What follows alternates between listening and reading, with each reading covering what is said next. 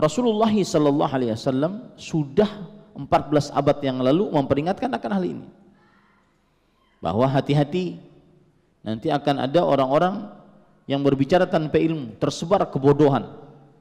Sebagaimana dalam hadis riwayat Bukhari dalam kitabnya As-Sahih dari sahabat Abdullah bin Mas'ud dan Abu Musa Al-Asy'ari radhiyallahu anhuma, mereka berdua berkata, Rasulullah sallallahu alaihi wasallam bersabda, "Inna baina yaday sa'ah la ayyaman yanzilu fiha al-jahlu wa yurfa'u fiha al-ilmu wa yakthuru fiha al-harju."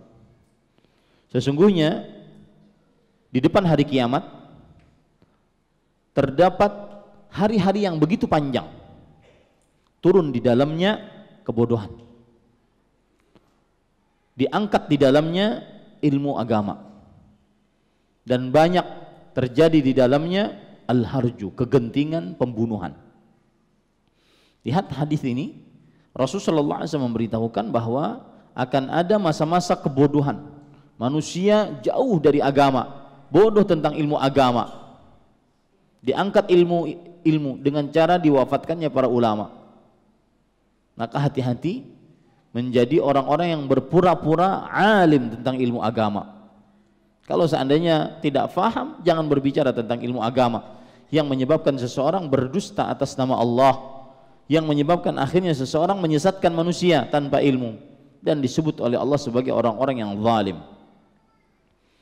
Dalam hadis yang lain yang sudah diperingatkan oleh Rasulullah SAW bahwa akan banyak kebodohan dan diangkat ilmu, hadis riwayat Bukhari juga dari Anas bin Malik radhiyallahu anhu, Rasulullah SAW bersabda, "Inna min asyratis sa'ah an yaqilla al-ilmu wa yadhhara al-jahlu." Sesungguhnya termasuk tanda hari kiamat adalah sedikitnya ilmu dan nampaknya kebodohan. Sedikitnya ilmu dan nampaknya kebodohan. Ada cerita dari para ulama salafus saleh tentang sedikitnya ilmu ini. Disebutkan oleh Al-Hafidh Ibn Rajab Al-Hambali dalam kitab beliau Jami'ul Ulum wal Hikam, syarhu 50 haditsan fi jawami'il kalim. An Malik, dari Malik Ibn Anas radhiyallahu rahimahullah, beliau bercerita, "Akhbarani rajulun annahu dakhala ala Rabi'ah." Ada seorang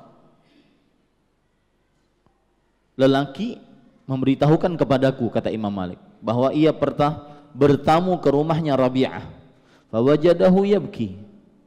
Lalu Rabi'ah seorang ulama salaf, seorang tabi'i atau tabi'ut tabi'in. Beliau didapati di dalam rumahnya sedang menangis. Lalu lelaki ini bertanya, "Ma yubkik?" Apa yang menyebabkan engkau menangis?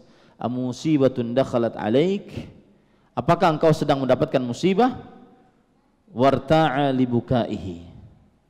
Kemudian dia semakin menangis. Kemudian Rabi'ah mengatakan, "La, walakin ustuftiya man la ilmalah." Tidak, aku tidak menangis karena musibah, akan tetapi aku menangis karena ada orang yang dimintai fatwa yang dia tidak berilmu. Wa dhahara fil Islam amrun azim, yang mengakibatkan nampak di tengah Islam kaum muslimin perkara yang besar gara-gara orang-orang tidak ahli agama berbicara tentang ilmu agama. Ini hati-hati. Saya sering sekali melihat di komentar-komentar media sosial, kalau seandainya tidak ahli agama maka jangan komentar. Ini masuk di dalamnya. Bayangkan ini di zaman Imam Malik rahimahullah, di abad ke-3 Hijriyah atau abad ke-2 Hijriyah. Bagaimana zaman sekarang? Kalau Rabi'ah ibn Ka'ab al-Aslami rahimahullah ta'ala melihat keadaan sekarang, ustuftiya man la ilmalah, diambil fatwa, dimintai fatwa orang yang tidak mempunyai ilmu. Akhirnya nampak perkara-perkara dalam Islam, perkara-perkara yang aneh-aneh. Kemudian Rabi'ah berkata, "Wala ba'du man yufti hahuna ahaqqu bil habs minas surraq." Maka sungguh orang yang berfatwa di sini di kota Madinah, dia lebih pantas untuk dipenjara dibandingkan para pencuri. Karena penyimpangan yang dilakukan oleh pencuri adalah mencuri harta orang. dan dia dipotong tangan, selesai urusan. Tetapi kezaliman yang dilakukan oleh orang-orang yang ta'alim, al-muta'alim, bukan al-mu'allim, al-muta'alim, orang yang pura-pura berilmu, ini adalah menyesatkan manusia. Maka beliau mengatakan, sungguh orang-orang yang sekarang berfatwa lebih utama untuk dipenjara dibandingkan orang-orang yang mencuri. Ini membuat hati kita, membuat lisan kita selalu diam. Jangan sok ngomong agama. Ya, hati-hati. Begitu juga perkataan Al-Qasim bin Muhammad, la an ya'isha ar-rajulu jahilan khairu min an yaqula 'ala Allahi ma la ya'lam.